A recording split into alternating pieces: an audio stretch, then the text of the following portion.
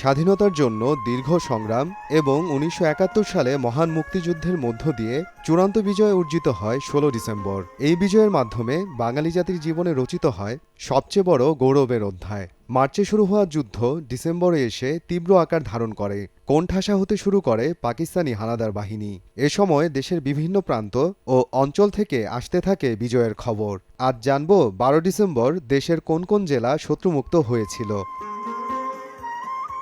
১৯৭১ সালের ১২ ডিসেম্বর দিনটি অনেক কারণে তাৎপর্যপূর্ণ। শেষ কামড় হিসেবে বুদ্ধিজীবী হত্যাকাণ্ডের নীলনকশা বাস্তবায়নের পথে তখন পাকিস্তানি দোসররা। ১১ ডিসেম্বর থেকে বাংলাদেশের বেশিরভাগ এলাকা কার্যত মুক্ত। ১২ ডিসেম্বর থেকে ঢাকা দখলের লড়াই শুরু হয়। আগের দিন ভারতীয় বাহিনীর ৩৬ সেনারা ঢাকার আশেপাশে মুক্ত কিছু এলাকায় নেমে পড়ে। সবকিছু পরিকল্পনা মতোই চলছিল।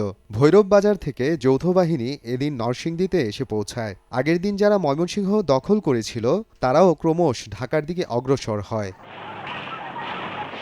৮ ডিসেম্বরের মধ্যে রায়পুরা ও সদর ছাড়া নরসিংদীর সব এলাকা সম্পূর্ণভাবে মুক্ত হয়। পরে ১০ ডিসেম্বর রায়পুরা মুক্ত হওয়ার পর পাকিস্তানি বাহিনী নরসিংদী শহরে অবরুদ্ধ হয়ে পড়ে।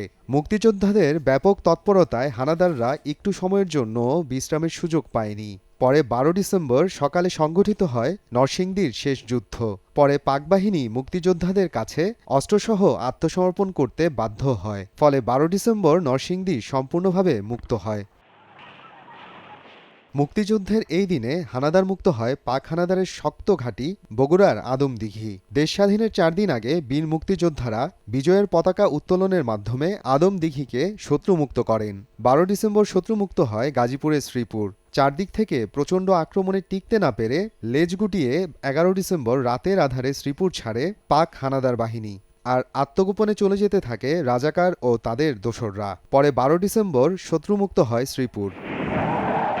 ১৯৭১ সালের ৯ ডিসেম্বর বার্মার শরণার্থী ক্যাম্প থেকে মুক্তিযোদ্ধারা নাফ নদী পার হয়ে টেকনাফ থেকে উখিয়া আসেন।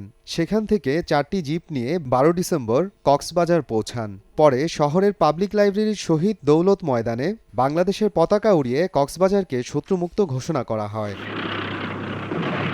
১৯৭১ সালের এই দিনে হানাদার মুক্ত হয়েছিল রংপুরের প্রবেশদ্বার গোবিন্দগঞ্জ ও গাইবান্ধার শিল্পাঞ্চল খ্যাত মহিমাগঞ্জ। এদিন মুক্তিযোদ্ধাদের আক্রমণে দিশেহারা হয়ে পড়ে পাক সেনারা। তখন তারা তাদের পোশাক পরিবর্তন করে লুঙ্গি ও গেঞ্জি পরে প্রাণ ভয়ে পালিয়ে যায়। দীর্ঘ ৯ মাস রক্তক্ষয়ী যুদ্ধের পর ফুলছড়ি সাগাঠা, গাইবান্ধা সদর, সুন্দরগঞ্জ, সাদুল্লাপুর, পলাশবাড়ির পর শত্রুমুক্ত হয় গোবিন্দগঞ্জ থানা ও মহিমাগঞ্জ।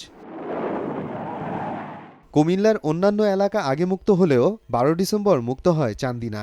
পরাজয় ও প্রাণ ভয়ে হানাদার বাহিনী পালিয়ে যাওয়ার সময় চান্দিনার বিভিন্ন স্থানে হামলা, লুটপাট ও অগ্নিসংযোগ করতে থাকে। খবর পেয়ে মুক্তিযোদ্ধারা মানসিকভাবে দ্বিগুণ শক্তিশালী হয়ে মিত্রবাহিনীর সহযোগিতায় পাকিস্তানি বাহিনীকে প্রতিহত করে। ১১ ডিসেম্বর দুপুর থেকে গভীর রাত পর্যন্ত চলে গোলাগুলি।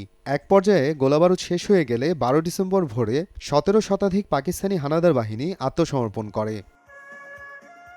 মোহাম্মদ আফরানুল ইসলাম, সময় সংবাদ।